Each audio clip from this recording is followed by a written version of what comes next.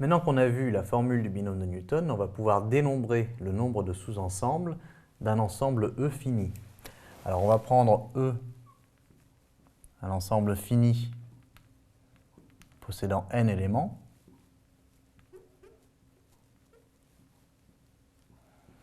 Et souvenez-vous, on a dit que K parmi n, c'était le nombre de sous-ensembles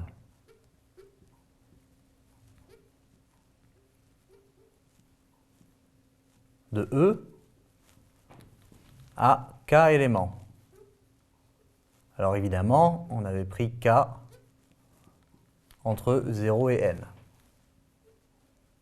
puisqu'on ne peut pas avoir plus d'éléments que E et être un sous-ensemble de E. Alors c'est le nombre de sous-ensembles de E avec K éléments. Maintenant, ce que l'on cherche à faire, c'est de calculer le nombre de sous-ensembles de E au total.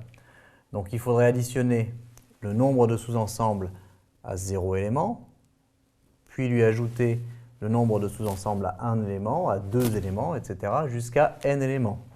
Autrement dit, le nombre total que l'on cherche de sous-ensembles, qu'on peut noter grand N, eh bien c'est 0 parmi n, plus 1 parmi n, puisque ça c'est le nombre de sous-ensembles à 0 élément, puis à 1 élément, puis à 2 éléments, etc., etc., puis à n éléments. On peut aller jusqu'à n.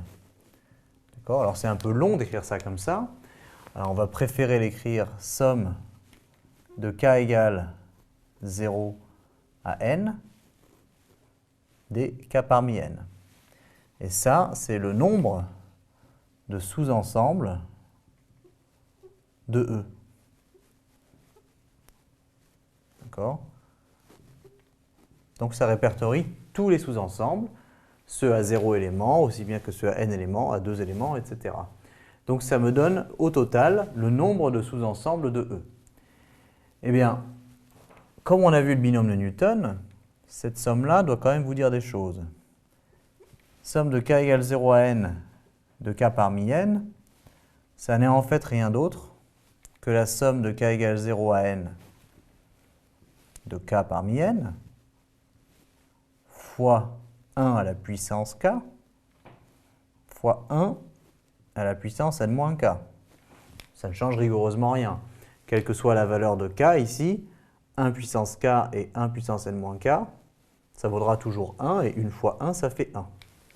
Simplement, maintenant que je l'ai mis sous cette forme-là, on reconnaît bien le binôme de Newton, et on reconnaît que c'est 1 plus 1 à la puissance n, c'est-à-dire 2 puissance n. Et donc le résultat à retenir, c'est qu'il y a 2 puissance n sous-ensembles au total d'un ensemble E à n éléments.